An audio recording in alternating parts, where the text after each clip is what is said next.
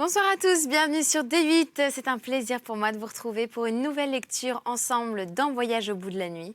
Et je reprends la lecture des nouvelles d'Alfred de Musset que je vous ai entamées dans un précédent voyage. Alfred de Musset que vous connaissez, j'en suis sûre, notamment pour ses grands classiques Confession d'un enfant du siècle, On ne badine pas avec l'amour ou encore Lorenzatio, inspiré de sa relation et d'un voyage à Venise avec George Sand.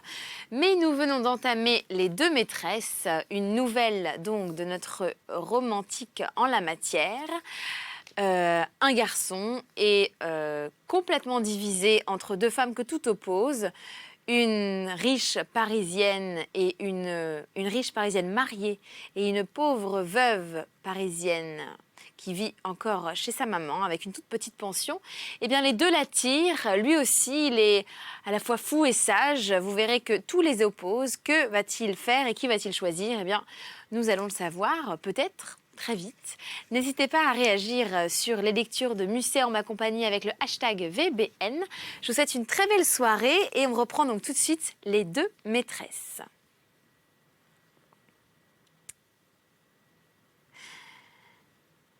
Il ne pouvait pas lui-même en décider. Ce fut tantôt à l'une et tantôt à l'autre, selon le caprice de sa rêverie. Que de mystère dans le destin, se disait-il. Qui sait, malgré les apparences, laquelle de ces deux femmes est la plus heureuse? Est-ce la plus riche ou la plus belle? Est-ce celle qui sera le plus aimée? Non, c'est celle qui aimera le mieux. Que ferait-elle si demain matin elle s'éveillait l'une à la place de l'autre? Valentin se souvint du dormeur éveillé et, sans s'apercevoir qu'il rêvait lui-même en plein jour, il fit 1000 châteaux en Espagne. Il se promit d'aller dès le lendemain faire ses 2 visites et d'emporter son esquisse pour en avoir les défauts. En même temps, il ajoutait un coup de crayon, une boucle de cheveux, un pli à la robe. Les yeux étaient plus grands, le contour plus délicat. Il pensa de nouveau aux pieds, puis à la main, puis au bras blanc. Il pensa encore à 1000 autres choses. Enfin, il devint amoureux. Chapitre 3. Devenir amoureux n'est pas le difficile, c'est de savoir dire qu'on l'est. Valentin, muni de son esquisse, sortit de bonne heure le lendemain. Il commença par la marquise. Un heureux hasard, plus rare que l'on ne pense, voulut qu'il la trouvât ce jour-là, telle qu'il l'avait rêvée la veille. On était alors au mois de juillet. Sur un banc de bois garni de frais coussins, sous un beau chèvrefeuille en fleurs, les bras nus, vêtus d'un peignoir, ainsi pouvait paraître une nymphe aux yeux d'un berger de vigile. Ainsi parut aux yeux du jeune homme la blanche Isabelle, marquise de Parme. Elle le salua d'un de ces doux sourires qui coûtent si peu quand on a de belles dents, et lui montra assez nonchalamment un tabouret, fort éloigné d'elle. Au lieu de s'asseoir sur ce tabouret, il le prit pour se rapprocher, et comme il cherchait où se mettre, « Où allez-vous donc » demanda la marquise. Valentin pensa que sa tête s'était échauffée, outre mesure, et que la réalité indocile allait moins vite que le désir. Il s'arrêta et, replaçant le tabouret un peu plus loin encore qu'il n'était d'abord, s'assit ne sachant trop quoi dire. Il faut savoir qu'un grand laquais, à mine insolente et rébarbative, était debout devant la marquise et lui présentait une tasse de chocolat brûlant qu'elle se mit à avaler de petites gorgées. La présence de ce tiers, l'extrême attention que mettait la dame à ne pas se brûler les lèvres, le peu de souci qu'en revanche elle prenait du visiteur, n'était pas fait pour encourager. Valentin tira gravement l'esquisse qu'il avait dans sa poche et, fixant ses yeux sur Madame de Parme, il examina alternativement l'original et la copie. Elle lui demanda ce qu'il faisait. Il se leva, lui donna son dessin, puis se rassit sans en dire davantage. Au premier coup d'œil, la marquise fronça le sourcil comme lorsqu'on cherche une ressemblance, puis elle se pencha de côté, comme lorsqu'on fait quelque chose et que l'on l'a trouvé, cette chose. Elle avala le reste de sa tasse, le laquais s'en fut, et les belles dents reparurent avec le sourire. « C'est mieux que moi, dit-elle enfin. Vous avez fait cela de mémoire? Comment vous y êtes-vous pris ?» Valentin répondit qu'un si beau visage n'avait pas besoin de poser pour qu'on pût le copier, et qu'il l'avait trouvé dans son cœur. La marquise fit un léger salut et Valentin approcha son tabouret. Tout en causant de choses indifférentes, Madame de Parme regardait le dessin. « Je trouve, dit-elle, qu'il y a dans ce portrait une physionomie qui n'est pas la mienne. On dirait que cela ressemble à quelqu'un qui me ressemble, mais que ce n'est pas moi qu'on a voulu faire. » Valentin rougit malgré lui et crut sentir qu'au fond de l'âme, il aimait Madame de Launay. L'observation de la marquise lui en parut un témoignage. Il regarda de nouveau son dessin, puis la marquise. Puis il pensa à la jeune veuve. « Celle que j'aime, se dit-il, et celle à qui ce portrait ressemble le plus, puisque mon cœur a guidé ma main m'expliquera mon cœur. » La conversation continua. Il s'agissait, je crois, d'une course de chevaux qu'on avait faite au Champ de Mars la veille. « Vous êtes à 1 lieue, dit Madame de Parme. Valentin se leva, s'avança vers elle. « Voilà un beau chèvrefeuille, dit-il en passant. » La marquise étendit le bras, cassa une petite branche en fleurs et la lui offrit gracieusement. « Tenez, dit-elle, prenez cela et dites-moi si c'est vraiment moi dont vous avez cherché la ressemblance. Ou si, en peignant une autre, vous l'avez trouvée par hasard, par un petit mouvement de fatuité. » Valentin, au lieu de prendre la branche, présenta en riant à la marquise la boutonnière de son habit, afin qu'elle y mît le bouquet elle-même. Pendant qu'elle s'y prêtait, de bonne grâce, mais non sans quelque peine, il était debout et regardait le pavillon dont je vous ai parlé, et dont une persienne était entr'ouverte. Vous vous souvenez que Madame de Parme passait pour n'y jamais aller? Elle affectait même quelque mépris pour ce boudoir galant et recherchait qu'elle trouvait de mauvaise compagnie. Valentin crut voir cependant que les fauteuils dorés et les tentures brillantes ne souffraient pas de la poussière. Au milieu de ces meubles à forme grecque, superbes et incommodes, comme tout ce qui vient de l'Empire, certaines chaises longues évidemment, modernes, lui parut se détacher dans l'ombre. Le cœur lui battit. Je ne sais pourquoi, en songeant que la belle marquise se servait quelquefois de son pavillon. Car pourquoi ce fauteuil eût-il été là, sinon pour aller s'y asseoir? Valentin saisit une des blanches mains, occupées à le décorer, et le porta doucement à ses lèvres, ce qu'en pensa la marquise, et je n'en sais rien. Valentin regarda la chaise longue. Madame de Parme regardait le dessin de Valentin. Elle ne retirait pas sa main et il la tenait entre les siennes. Un domestique parut sur le perron. Une visite arrivait. Valentin lâcha la main de la marquise et, chose assez régulière, elle ferma brusquement la persienne. La visite entrait. Valentin fut un peu embarrassé car il vit que la marquise cachait son esquisse, comme par mégarde, en jetant son mouchoir dessus. Ce n'était pas là son compte. Il prit le parti le plus court. Il souleva le mouchoir et s'empara du papier. Madame de Parme fit un léger signe d'étonnement. « Je veux y retoucher, lui dit-il tout haut. « Permettez-moi d'emporter cela. » Elle n'insista pas et il s'en fut avec. Il trouva Madame de Launay qui faisait de la tapisserie. Sa mère était assise près d'elle. La pauvre femme, pour tout jardin, avait quelques fleurs sur sa croisée. Son costume, toujours le même, était de couleur sombre car elle n'avait pas de robe de matin, tout superflu et signe de richesse. Une velléité de fausse élégance lui faisait porter cependant des boucles d'oreilles de mauvais goût et une chaîne de chrysocale. Ajoutez à cela des cheveux en désordre et l'apparence d'une fatigue habituelle. Et vous conviendrez que le premier coup d'œil ne lui rendait pas en ce moment la comparaison favorable. Valentin n'osa pas, en présence de la mère, montrer le dessin qu'il apportait. Mais lorsque 3 heures sonnèrent, la vieille dame, qui n'avait pas de servante, sortit pour préparer son dîner. C'était l'instant qu'on attendait, tous, surtout le jeune homme. Il tira donc de nouveau son portrait et tenda sa seconde épreuve. La veuve n'avait pas grande finesse. Elle ne se reconnut pas et Valentin, un peu confus, se vit obligé de lui expliquer que c'était elle qu'il avait voulu faire. Elle en parut d'abord étonnée, puis enchantée, et croyant simplement que c'était un cadeau que Valentin lui offrait, elle alla décrocher un petit cadre en bois blanc à la cheminée, en nota un affreux portrait de Napoléon qui y jaunissait depuis 1810 et se disposa à y mettre le sien. Valentin commença par la laisser faire. Il ne pouvait se résoudre à gâter ce mouvement de joie naïve. Cependant, l'idée que Madame de Parme lui redemanderait sans doute son dessin le chagrinait visiblement.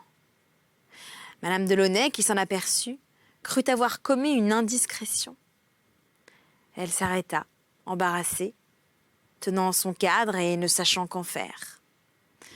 Valentin, qui de son côté sentait qu'il avait fait une sottise en montrant ce portrait qu'il ne voulait pas donner, cherchait en vain à sortir d'embarras. Après quelques instants de gêne et d'hésitation, le cadre et le papier restèrent sur la table, à côté du Napoléon détrôné, et Madame de Launay reprit son ouvrage. « Je voudrais, dit enfin Valentin, qu'avant de vous laisser cette petite ébauche, il me fût permis d'en faire une copie. »« Je crois que je ne suis qu'une étourdie, répondit la veuve. Gardez ce dessin qui vous appartient, si vous y attachez quelque prix. Je ne suppose pourtant pas que votre intention soit de le mettre dans votre chambre, ni de le montrer à vos amis. Certainement non, mais c'est pour moi que je l'ai fait et je ne voudrais pas le perdre entièrement. À quoi pourrait-il vous servir puisque vous m'assurez que vous ne le montrerez pas? Il me servira à vous voir, madame, et à parler quelquefois à votre image de ce que je n'ose vous dire à vous-même. » Quoique cette phrase à la rigueur ne fût qu'une galanterie, le ton dont elle était prononcée fit lever les yeux à la veuve. Elle jeta sur le jeune homme un regard, non pas sévère, mais sérieux. Ce regard troubla Valentin, déjà ému de ses propres paroles. Il roula l'esquisse et allait la remettre dans sa poche quand Madame de Launay se leva et la lui prit des mains d'un air de raillerie timide. Il se mit à rire, à son tour, s'empara lestement du papier. « Et de quel droit, madame, m'autoriez-vous ma propriété? Est-ce que cela ne m'appartient pas? » ?»« Non, dit-elle assez sèchement. « Personne n'a le droit de faire un portrait sans le consentement du modèle. » Elle s'était rassise à ce mot, et Valentin, la voyant un peu agitée, s'approcha d'elle et se sentit plus hardi. Soit repentir d'avoir laissé voir le plaisir qu'elle avait d'abord ressenti, soit désappointement, soit impatience, Madame de Launay avait la main tremblante. Valentin, qui venait de baiser celle de Madame de Parme, et qui ne l'avait pas fait trembler pour cela, prit sans autre réflexion celle de la veuve. Elle le regarda d'un air stupéfait, car c'était la première fois qu'il arrivait à Valentin d'être si familier avec elle. Mais quand elle le vit s'incliner et approcher ses lèvres de sa main, elle se leva, lui laissa prendre sans résistance un long baiser sur sa mitaine et lui dit, avec une extrême douceur, « Mon cher monsieur, ma mère a besoin de moi. Je suis fâchée de vous quitter. » Elle le laissa seul sur ce compliment, sans lui donner le temps de la retenir et sans attendre sa réponse. Il se sentit fort inquiet. Il eut peur de l'avoir blessée. Il ne pouvait se décider à s'en aller et rester debout, attendant qu'elle revînt. Ce fut la mère qui reparut et il craignit en la voyant que son imprudence ne lui coûtât cher. Il n'en fut rien. La bonne dame de l'air le plus riant venait lui tenir compagnie pendant que sa fille repassait sa robe pour aller le soir à son petit bal. Il voulut attendre encore quelque temps, espérant toujours que la belle boudeuse allait pardonner. Et la robe était, à ce qui paraît, fort ample, et le temps de se retirer arriva. Il fallut partir, sans connaître son sort. Rentré chez lui, notre étourdi ne se trouva pourtant pas trop mécontent de sa journée. Il repassa peu à peu dans sa tête toutes les circonstances de ces deux visites, comme un chasseur, qui a lancé le cerf et qui calcule ses embuscades. Ainsi, l'amoureux calcule ses chances et raisonne sa fantaisie. La modestie n'était pas le défaut de Valentin.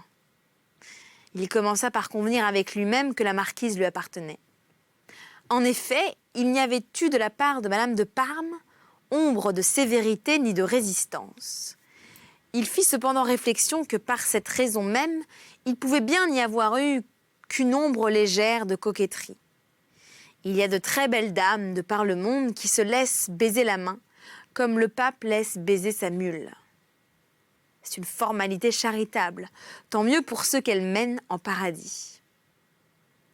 Valentin se dit que la pruderie de la veuve promettait peut-être plus au fond que le laisser-aller de la marquise. Madame Delaunay, après tout, n'avait pas été bien rigide. Elle avait doucement retiré sa main et s'en était allée, repasser sa robe. En pensant à cette robe, Valentin pensa au petit bal.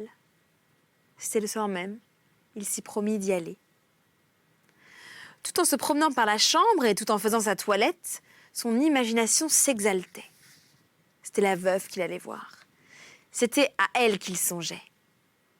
Il vit sur la table un petit portefeuille assez laid qu'il avait gagné dans une loterie. Sur la couverture de ce portefeuille était un méchant paysage à l'aquarelle, sous verre et assez bien monté. Il remplaça adroitement ce paysage par le portrait de Madame de Parme. Je me trompe, je veux dire de Madame Delaunay. Cela fait, il mit ce portefeuille en poche, se promettant de le tirer à propos et de le faire voir à sa future conquête. Que dira-t-elle ? Se demanda-t-il, et que répondrai-je surtout ? Se demanda-t-il encore. Tout en ruminant entre ses dents, quelques-unes de ces phrases préparées d'avance qu'on apprend par cœur et qu'on ne dit jamais, il lui vint l'idée beaucoup plus simple d'écrire une déclaration en forme et de la donner à la veuve. Le voilà, écrivant. 4 pages se remplissent. Tout le monde sait combien le cœur s'émeut durant ces instants où l'on cède à la tentation de fixer sur le papier un sentiment peut-être fugitif. Il est doux, il est dangereux, madame, d'oser dire qu'on aime. La première page qu'écrivait Valentin était un peu froide et beaucoup trop lisible. Les virgules s'y trouvaient à leur place, les alinéas bien marqués, toutes choses qui prouvent peu d'amour. La seconde page était déjà moins correcte. Les lignes se pressaient à la 3e et la 4e, il faut en convenir, et surtout plein de fautes d'orthographe. Comment vous dire l'étrange pensée qui s'empara de Valentin tandis qu'il cachetait sa lettre ? C'était pour la veuve qu'il l'avait écrite. C'était à elle qu'il parlait de son amour, de son baiser du matin, de ses craintes et de ses désirs, au moment d'y mettre l'adresse. Il s'aperçut en se relisant qu'aucun détail particulier ne se trouvait dans cette lettre, et il ne put s'empêcher de sourire à l'idée de l'envoyer à Madame de Parme. Peut-être y eut-il à son insu un motif caché qui le porta à exécuter cette idée bizarre. Il se sentait au fond du cœur incapable d'écrire une pareille lettre pour la marquise, et son cœur lui disait en même temps que lorsqu'il voudrait, il en pourrait réécrire une autre à Madame Delaunay. Il profita donc de l'occasion et envoya sans plus tarder la déclaration faite pour la veuve à l'hôtel de la Chaussée-d'Antin. Chapitre 4. C'était chez un ancien notaire nommé Monsieur des Andelys qu'avait lieu la petite réunion où Valentin devait rencontrer Madame Delaunay. Il l'y trouva, comme il l'espérait, plus belle et plus coquette que jamais. Malgré la chaîne et les boucles d'oreilles, sa toilette était presque simple. Un seul nœud de ruban de couleurs changeantes accompagnait son joli visage et une autre de pareille nuance serrait sa taille souple et mignonne. J'ai dit qu'elle était fort petite, brune, qu'elle avait de grands yeux. Elle était aussi un peu maigre et différait en cela de Madame de Parme, dont l'embonpoint montrait les plus belles formes enveloppées d'un réseau d'albâtre. Pour me servir d'une expression d'atelier qui rendra ici ma pensée, L'ensemble de Madame Delaunay était bien fondu, c'est-à-dire que rien ne tranchait en elle. Ses cheveux n'étaient pas très noirs, son teint n'était pas très blanc, elle avait l'air d'une petite créole. Madame de Parme, au contraire, était comme peinte. Une légère pourpre colorait ses joues et ravivait ses yeux étincelants.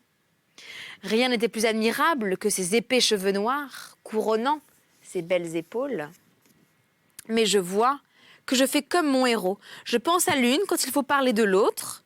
Souvenons que la marquise n'allait point à ses soirées de notaire.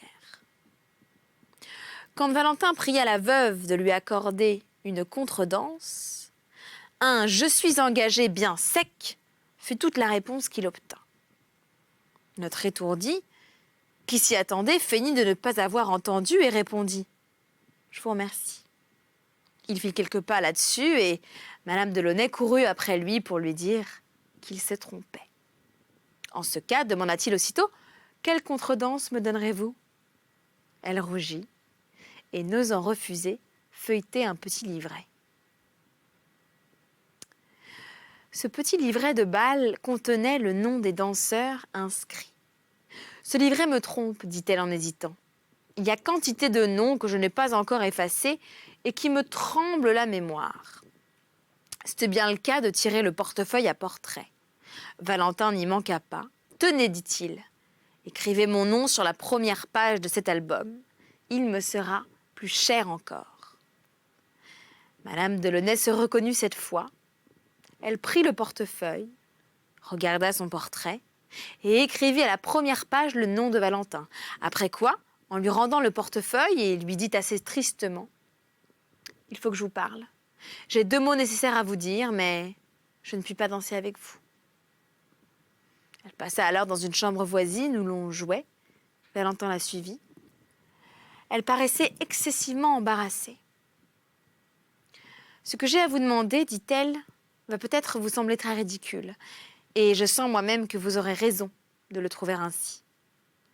Vous m'avez fait une visite ce matin, et vous m'avez pris la main, ajouta-t-elle timidement. Je ne suis ni assez enfant, ni assez sotte pour ignorer que si peu de choses ne fâchent personne et ne signifient rien. Dans le grand monde, dans celui où vous vivez, ce n'est qu'une simple politesse. Cependant, nous nous trouvions seuls et vous n'arriviez ni ne partiez. Vous conviendrez, ou pour mieux dire, vous comprendrez peut-être, par amitié pour moi. » Elle s'arrêta, moitié par crainte et moitié par ennui de l'effort qu'elle faisait. Valentin, à qui ce préambule causait une frayeur mortelle, attendait qu'elle continuât, lorsqu'une idée subite lui traversa l'esprit. Il ne réfléchit pas à ce qu'il faisait et, cédant à un premier mouvement, il s'écria « Votre mère l'a vu ?»« Non, » répondit la veuve avec dignité. « Non, monsieur, ma mère n'a rien vu. » Quand elle achevait ces mots, la contredanse commença. Son danseur vint la chercher et elle disparut dans la foule. Et c'est déjà la fin de notre rendez-vous de lecture pour aujourd'hui avec Alfred de Musset et ses nouvelles avec cette dernière, Les 2 maîtresses. Je terminerai la lecture dans un prochain voyage, alors soyez au rendez-vous. Et puis d'ici là, n'hésitez pas à réagir avec le hashtag VBN sur les réseaux sociaux, Twitter ou Facebook. Vous tapez le nom de l'émission et je vous répondrai avec grand plaisir. Vous pouvez également voir ou revoir toutes les émissions sur le site replay de D8. Merci pour votre fidélité, merci d'avoir été avec moi. Merci à l'équipe technique de Voyage au bout de la nuit et à vous, une très belle journée sur D8. À bientôt.